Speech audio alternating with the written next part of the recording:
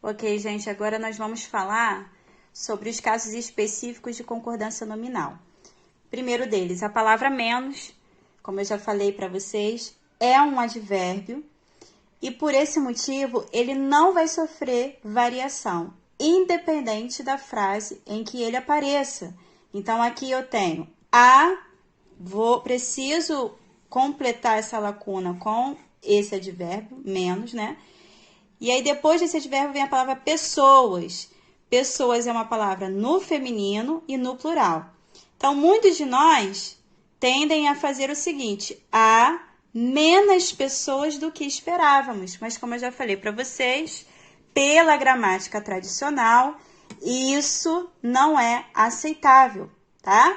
Isso não quer dizer que você não possa falar na oralidade, junto com os seus amigos, numa sala de papo, no WhatsApp, você pode até usar o menos, tá? Não estou dizendo que ele não é usável, mas quando se trata de texto formal, de um texto que você vai apresentar como uma redação no Enem, esse texto vai ser avaliado segundo a gramática tradicional. Então, pela gramática tradicional, é que eu vou orientar vocês a como fazer a concordância dessas palavras específicas. Então, a primeira delas, a palavra menos, ela não vai para o feminino, ela não se flexiona. É uma palavra invariável. Então, como eu completaria essa lacuna aqui? A menos. E se eu digo que há menos moradores, vai ficar menos também. Há menos crianças, independente da palavra que venha depois dessa palavra menos. Ela sempre vai se comportar assim, ela sempre vai ficar assim. É uma palavra Gabriela, tá bom?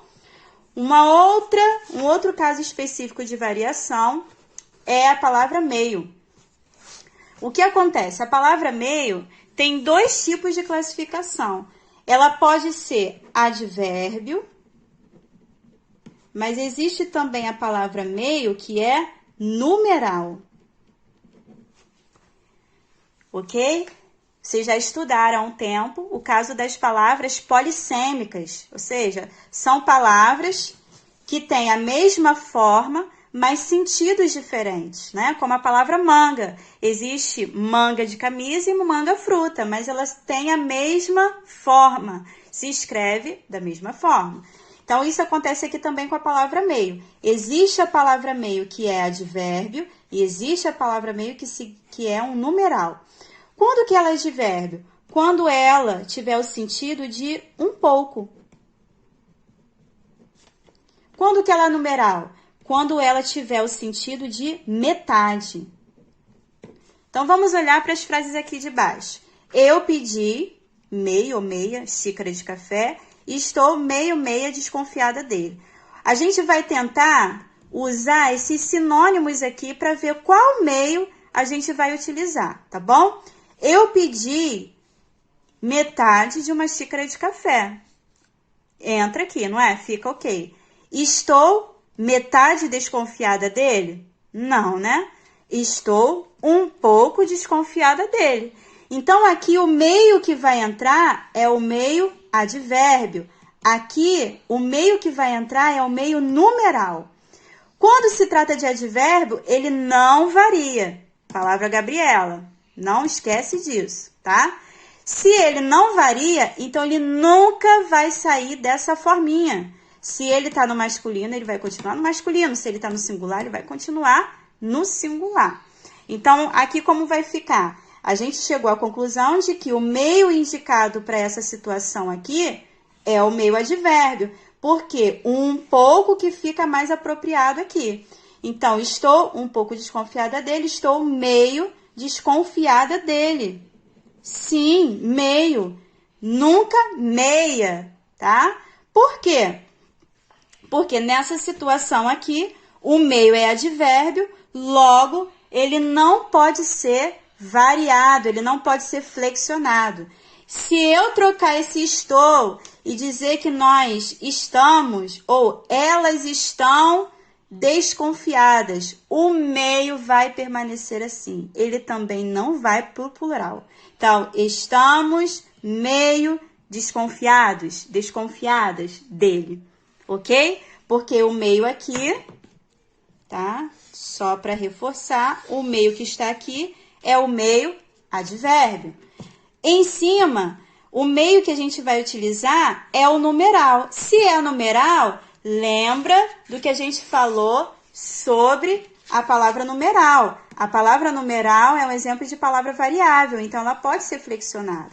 Então, se aqui vai entrar o meio numeral, eu posso concordar, flexionar o meio de acordo com o substantivo a que ele está se referindo, que nesse caso é xícara, que é feminino e está no singular. Então, eu pedi meia xícara de café, ok?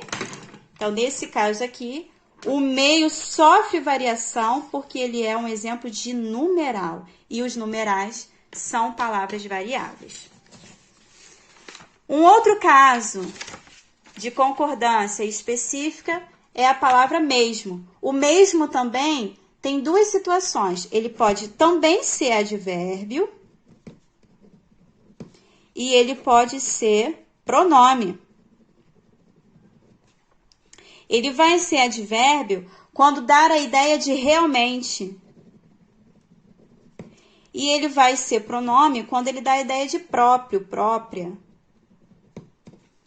Então, aqui, ó, elas, mesmo, mesma, não sei como vai ficar, construíram essa casa. A ideia que eu tô querendo dar aqui é elas próprias, né?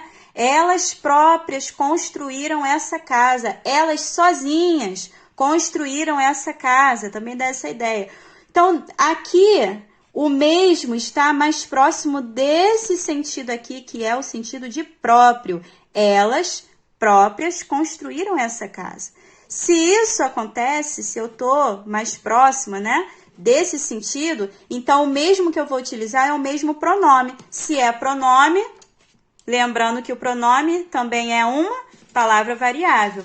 Se é uma palavra variável, então vai concordar com a palavra que ela está se referindo. Nesse caso aqui mesmo vai estar se associando com elas, que está no feminino e plural. Logo, mesmo vai virar mesmas. Elas mesmas construíram essa casa. Embaixo, a gente repara que não tem esse sentido. Elas construíram próprias essa casa? Fica meio forçada essa colocação do próprio aqui. Elas construíram realmente essa casa? Ou seja, foram elas mesmo, né? Foram elas realmente que construíram essa casa? É esse o sentido que eu quero colocar aqui nessa lacuna. Se é esse sentido, então o mesmo vai ser advérbio. E se ele é advérbio, ele é Gabriela. Então, ele vai ficar assim. Elas construíram mesmo essa casa? Tá ok? Então, a gente vê aqui que mesmas mudou, né, de gênero e número, porque é o caso do mesmo pronome, portanto, ele varia. Já esse mesmo aqui é o mesmo advérbio, por isso que ele nasce assim e morre assim. Não há nenhuma alteração, porque os advérbios são palavras invariáveis, ok? Seguindo aqui, nos nossos casos específicos, a gente tem aqui também o caso do bastante, que causa também muitas dúvidas. O bastante, ele também é uma palavra que admite dois sentidos, tá? Ele tanto pode ser advérbio, quanto pode ser pronome. Agora, o mais interessante é que tanto quando ele é advérbio quanto ele é pronome, ele tem o sentido de muito. Ele tem o sentido de muito. E aí, para facilitar a compreensão de vocês, né, para saber quando pode para o plural, quando não pode, eu sugiro que vocês troquem a palavra bastante pela palavra muito. Se a palavra muito for para o plural, isso significa que a gente está diante de um bastante que é pronome e que por isso pode ser variado. Vamos olhar o exemplo. Hoje vieram bastante ou bastantes alunos. Os alunos acharam as matérias bastante ou bastantes fáceis. Como que eu vou saber o que é um ou o que é outro? Vamos tentar completar essas lacunas, não com bastante, mas com muito. Como é que ficaria?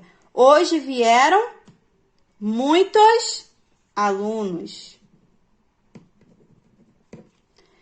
Os alunos acharam as matérias muito fáceis. Ninguém vai falar, os alunos acharam as matérias muito fáceis. Ninguém fala dessa forma, não é mesmo? Então, se aqui ó, o muito foi para o plural e aqui não foi, significa que o bastante aqui vai ficar no plural e aqui não, porque ele tem o comportamento igual ao muito. Quando muito pode ser pluralizado, ele também pode. Quando muito não pode, ele também permanece assim no singular. Por último, eu quero falar de uma palavra que as pessoas acham que é advérbio, mas ele não é advérbio. Como assim, professora? As pessoas acham que o obrigado não pode sofrer variação, mas o obrigado não é advérbio. O obrigado é adjetivo. E o adjetivo é variável. Portanto, o obrigado, ele pode sim mudar de gênero. Eu posso utilizar o obrigado, mas eu posso também utilizar o obrigada. Quando que eu vou utilizar um e o outro? Eu, por exemplo, que sou menina, nunca vou poder utilizar o obrigado. Eu sempre vou utilizar o obrigada. Quando se trata de menino, vai utilizar o obrigado. Então, depende do gênero da pessoa que está agradecendo, tá? Se se trata de um menino agradecendo, ele vai dizer, ó, muito obrigado. Se se trata de uma menina, uma mulher, muito obrigada, tá ok? Por que isso? Na verdade, essa palavra, ela tem origem numa expressão maior. A pessoa ficou tão agradecida que se sente obrigada, né, a retribuir o favor.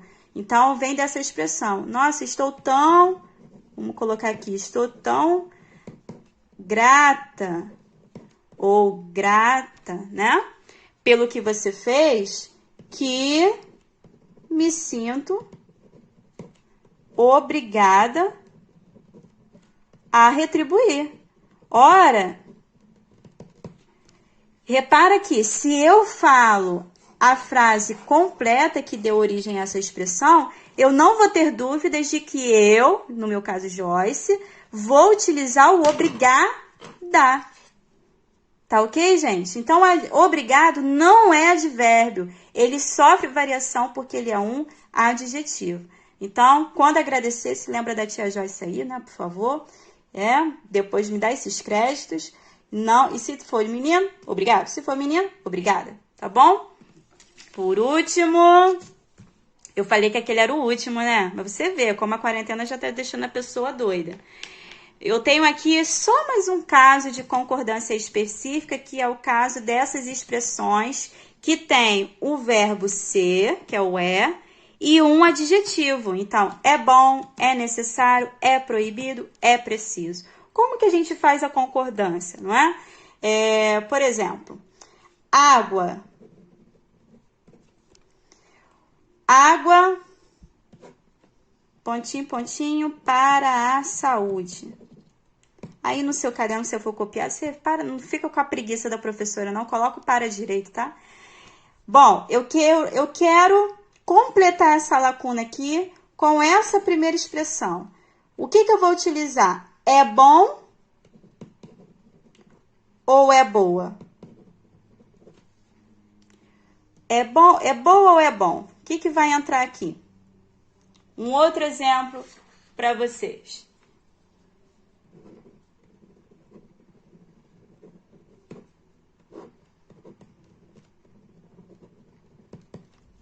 Aqui eu vou querer saber se eu vou completar com é proibida ou é proibido.